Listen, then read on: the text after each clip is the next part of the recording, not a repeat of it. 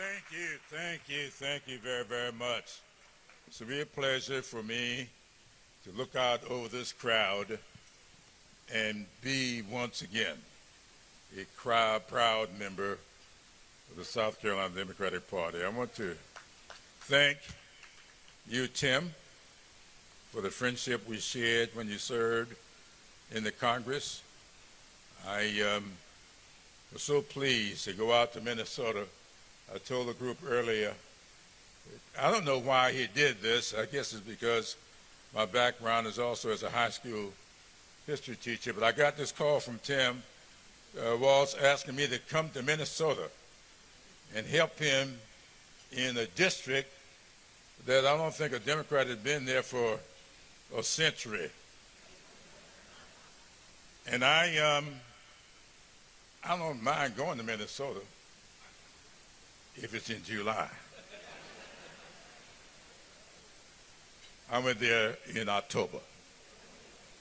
And I don't know if I've ever been as cold as I was, but campaigning with him and his lovely wife was one of those great experiences of my life.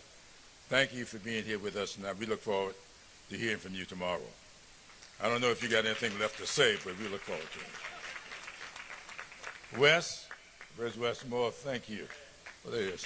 Thank you for responding to Crystal's invitation to be here.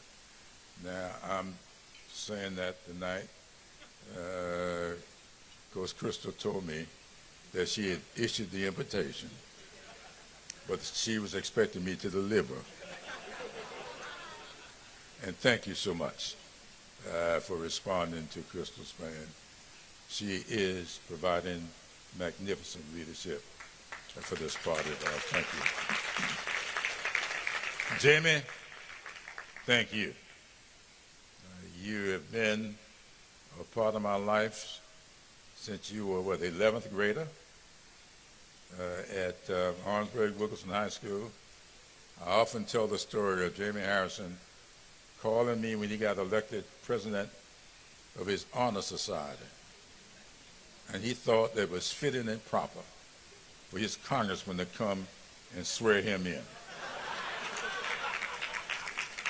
I just thought that if there's some little whippersnapper that's got enough guts to make such a request, I would have enough guts to honor it. And I've been trying to get rid of him ever since. Thank you for the leadership you've given to the South Carolina Party, to our national party, and I know that the book is still open on Jamie Harrison. Thank you so very, very much. Governor, thank you for your leadership. Now, our most recent Democratic governor is in a very special place these days. I want to keep him close because he has become a real powerhouse in this country, and I thank him so much. So thank you for being here tonight as well. Mayor Benjamin, good to see you back. I was looking for you all weekend, and I heard you were out of the country. Good to see you back. You and I need to spend some time together in the next several days. But thank you for your leadership. Now, I'm on the program for tomorrow, and so I'm not going to prolong this speech because I'm looking forward to getting to the fish fry.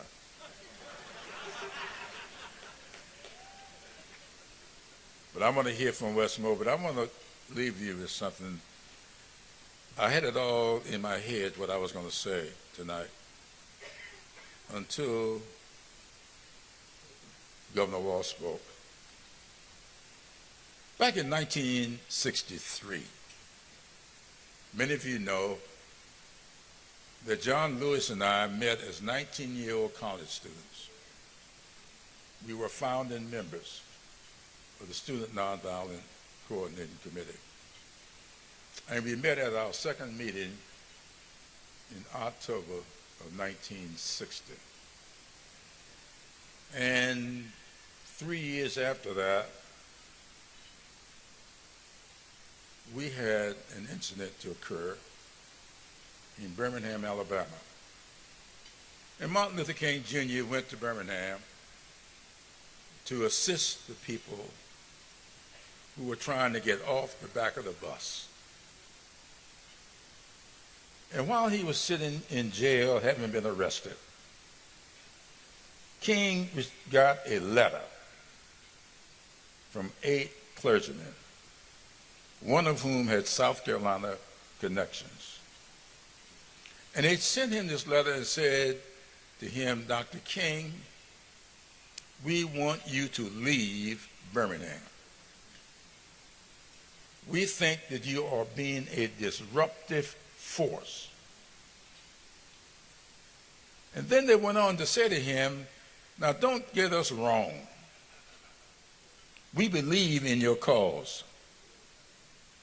We just believe that your timing is wrong. When King read that letter, he sat down to answer it. And many of you may know they would not give him paper to write on.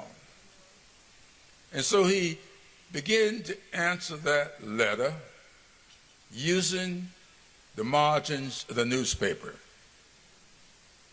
which he smuggled out of the jail. And King wrote 4 words in that letter that I want to share with you tonight. King said, you know, you are telling me that the time is not right. But let me say to you 4 words. Time itself is neutral. Time is never right. Time is never wrong. Time is always what we make it. And then he went on to write, I am coming to the conclusion that the people of ill will in our society are making a much better use of time than the people of goodwill.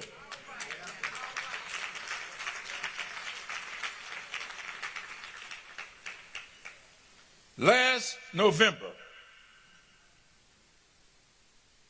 the people of ill will made much better use of their time than the people of goodwill.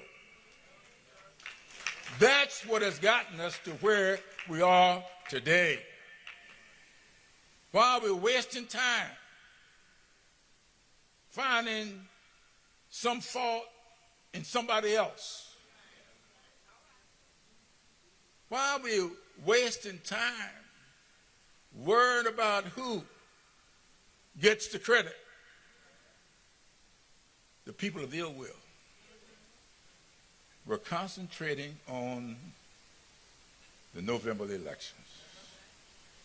And they made very good use of their time. And then King completed his thought on that subject, writing these words. We are going to be made to repent in this generation, not just for the vitriolic words and actions of the bad people, but for the appalling silence of good people.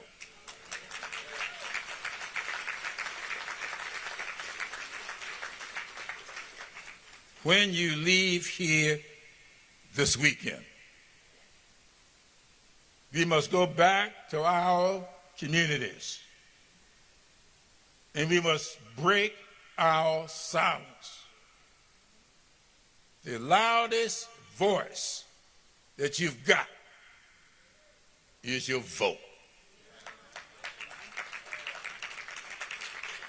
And so I thank all of you for being here. And y'all going to hear more from me tomorrow. But tonight,